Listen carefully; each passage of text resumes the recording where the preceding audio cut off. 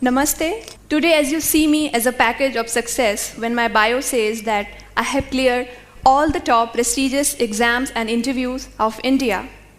My friends, let me tell you not more about my successes, but more about my rejections, my failures, and my determination, my willpower that made me to get those successes. So my story starts from a small sleepy village of Madhya Pradesh with a population of barely 1,000 people. On the month of rainy August, a small girl was born in an Orthodox Brahmin family, a family that was giant and joined with 30 plus members. It was not an event for them. There was nothing that worth celebrating happened that day when I was born. Only 2 souls on earth were happy. Obviously, they were to my parents. For rest of them, it was a normal affair. 25 years down the line, same girl, same village, and the whole family was welcoming her with garlands, band, bang, slogans like "Gaon ki beti kaisi ho, Surabhi Gautam jaisi ho," and whatnot. What made things to become so different for her? My dear friends, let me tell you how things changed, not only for me, but also for my parents, how all the perspectives got changed slowly, steadily. I was in a joint family. In a joint family, nobody gets, no child gets a separate attention. So we all were treated equally. Life was okay. We were happy. I got admission in my village school, that was Hindi medium, Madhya Pradesh board school. In 5th class, something good happened with me that I remember till date. I got 100 out of 100 in my mathematics paper. 5th class was a board class. So my teacher called me and she said that, see, I have never seen anybody scoring full marks, that too in mathematics, that too in board exam. You have done this, so I think you are going to do something good in studies. That was the day when I felt appreciated and recognized, and I had given this clear message to universe that in future, all I am going to do is to be a studious girl, because with the studies comes recognition. With the studies will come appreciation for me. Otherwise, in this family, I am not going to get this at all. So I started to focus more on studies. But my heart, it always wanted to diversify. I wanted to do everything. I started to try my hand at painting, sketching, drawing.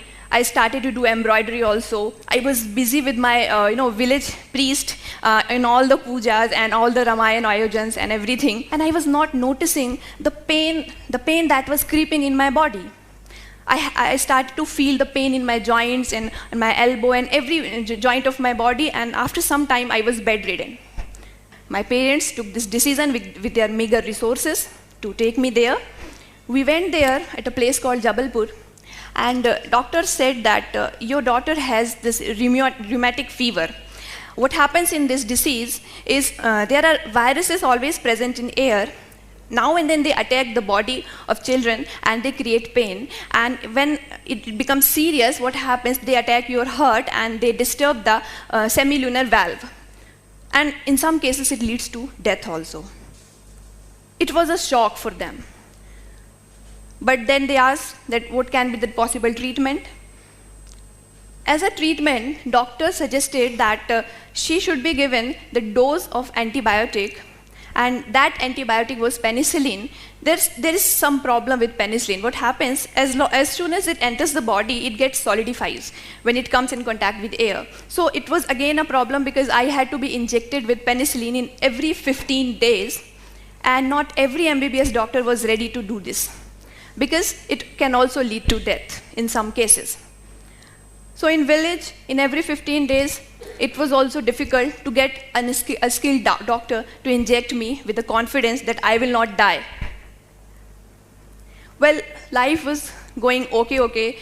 There was a problem of electricity in my village, so I had to study in kerosene lamp. I had other problems. There was no tuition. School situation was also very bad. Then the second best thing of my life happened. It was a 10th class result. My 10th results came, and I again scored 100 out of 100, this time not only in mathematics, but also in science.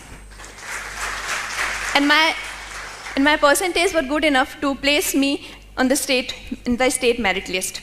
Well, I became a pseudo celebrity of my village. I was in news for quite a week, and the newspaper interviewer came to me, and he started to ask me questions, how you did this, this is a great achievement and all. And at last he asked one question, Surabhi, what do you want to become when you grow up? What is your career choice? Well, I was not knowing what a career is. All I was knowing that, okay, I'm good at dancing, so I can be a dancer. I can be a singer too. I can paint also. But a career, I told him, sir, I cannot recall anything. I cannot answer this question to you. He said, come on, you have to answer this. You have got a place in merit list. Suddenly, a word flashed in my mind out of nowhere, and I said, I want to be a collector. Well, he got the headline for the next day, and I was damned. Next day, the news came, collector banna chahti hai Surabhi. This news changed, course of everything for me after that. Everyone was coming to my home with the sweets to my parents, and they were saying that, Gautam ji, aapki ladki kuch acha karegi. I was enjoying all that limelight, but I was not knowing how to be a collector, what a collector is, and how important he is for society. Well, I went into 11th, I took mathematics, and I forgot about all these things. Yeah, I wanted to correct something that was wrong in my village, that was wrong with my education, that was wrong with the situation of my village, that there was no electricity, there was no proper hospital. So I wanted those things to be on right place, but through collector or not through it, I was not clear. Well, I passed 12th, and I got APJ Abdul Kalam scholarship for securing maximum marks in science stream. So again, one more pseudo-celebrity status, and with all this status, I came to this big city of Bhopal in this very college and took admission for Bachelor of Engineering. This decision of my parents to send me from the village to a big city for higher education was a big decision, because I was the first girl from my village to go out and study. So it was not only I who was studying here, it was the whole village along with me. If I will come back, the hopes of all other girls, the door for all other girls will close automatically.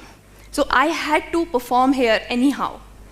Well, the first day of my college was the worst day of my college, to be frank, because what happened, when I entered the college, there was chemistry lab that was going on. I entered the class, and ma'am was taking lab. She asked me, okay, you go and do titration. Titration. In my village, there was no lab. I do not know the meaning of titration in Hindi. So I was standing there blank. Again, I looked at ma'am. She asked me, go there and pick up the test tube. First time in my life, I had seen the test tube, and I took that, and it broke. And I was like, oh my God, what I have done.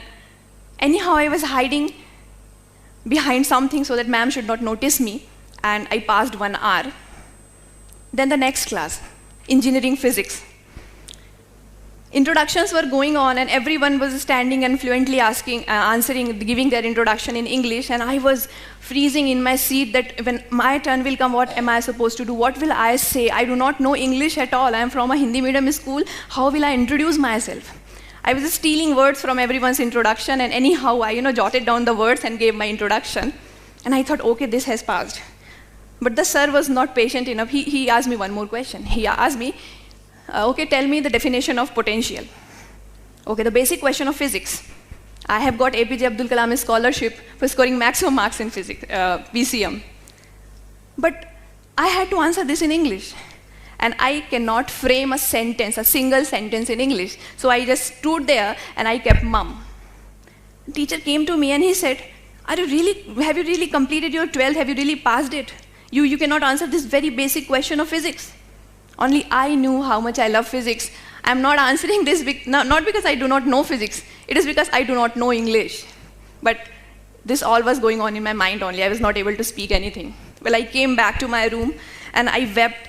I cried. I just wanted to pack my bag and go back to my village. No more higher education, nothing else. This city is not meant for me. This college is not meant for me. These people are not meant for me. I called my parents. That day they played the role of Jamavant, the role that Jamavant played for Hanumana, reminding him all of his great powers, that no, you can fight, no, you can fly. They told me that, okay, you come back. But see, you are closing the door of all other girls of your village, so you have to take a big decision. Well, I picked the point and I decided to fight, and I decided that by the end of this semester, I am going to be fluent in English. Well, I took my engineering books, I jotted down all the spellings and everything, I pasted them on my wall, and all my walls were colored with spellings, and I was always on the revision mode.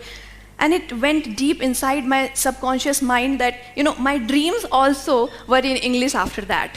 Like all the characters, be it. And in first semester, I topped not only my college, but I topped the whole university, and I got Chancellor Scholarship for that. That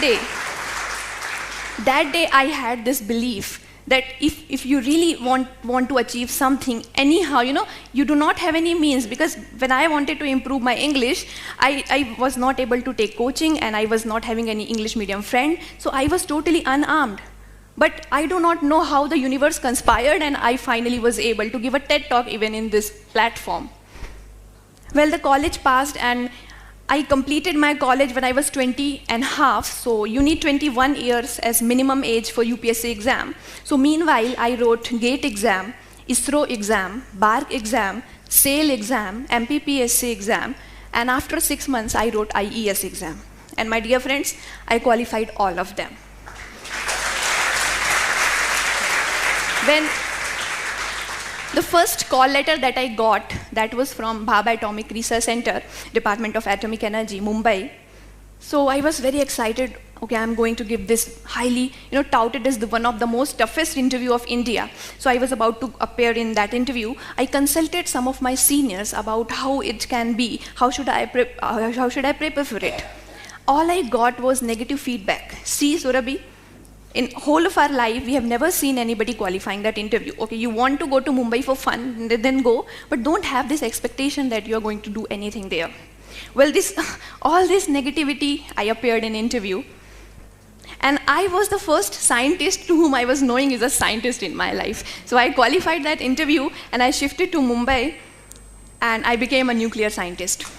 Well, I wrote IES exam meanwhile, and it takes 1 year for the results to come. After 1 year, the result came.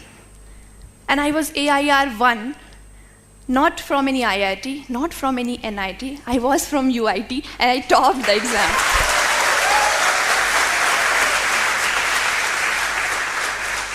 I was the first lady in India to top engineering service exam, and my marks were maximum marks in history of UPSC till date. So finally, after becoming a Sarkari officer, I resigned from BARC and I joined Indian Railways through engineering service, and I went to Sikandrabad for railways training. I was getting salary, there is no financial problem. I was getting respect from society, so I did not to study anymore, no hard work, so all party was waiting for me. And I was very excited, okay, life is now going to be a smooth ride, no more hard work, no more sacrifices and all, I have done enough.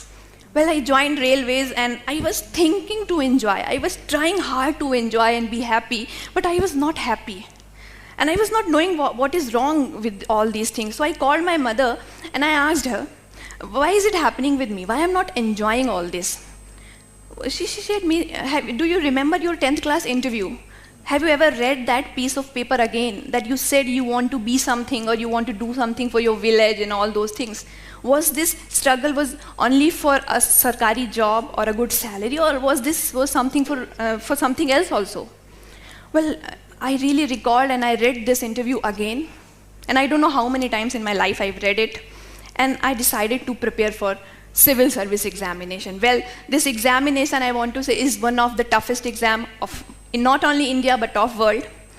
11 lakh aspirants appear for this, and mostly it takes 4 or 5 attempts for them to clear. Students in Delhi, if you will go there and see, they are giving their 24 hours every day and preparing for this exam. And I was doing the job of railways, was deciding to prepare for this exam. I was hardly getting 3 or 4 hours from my training to prepare for this exam. I could not take leave in training also.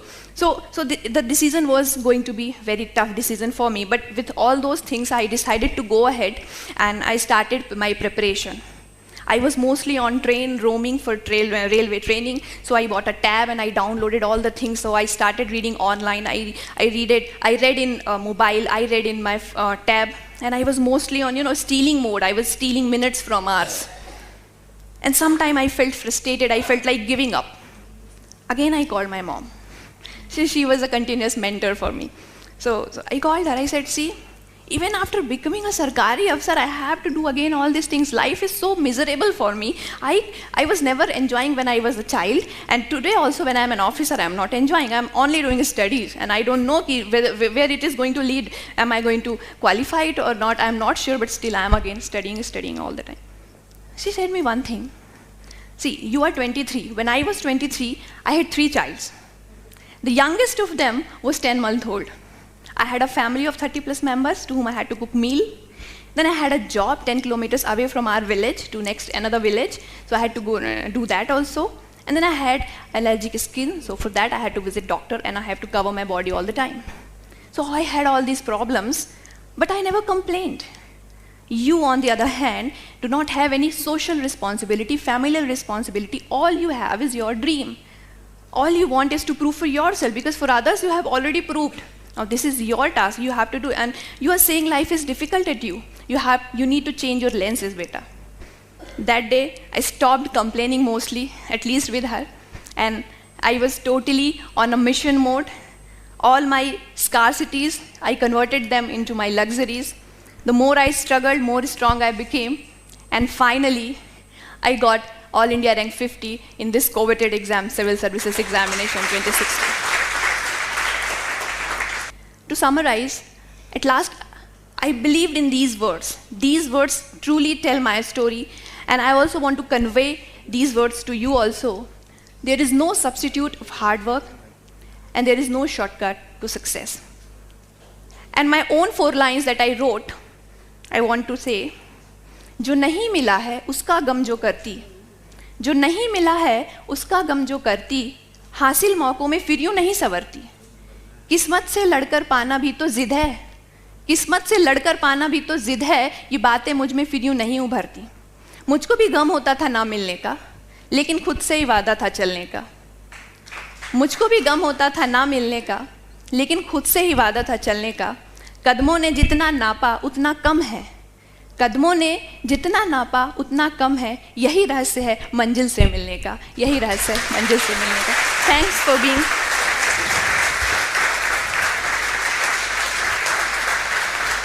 Thank you. Thanks for being such a patient and such a good audience. Thanks, Ted, and thanks to everyone.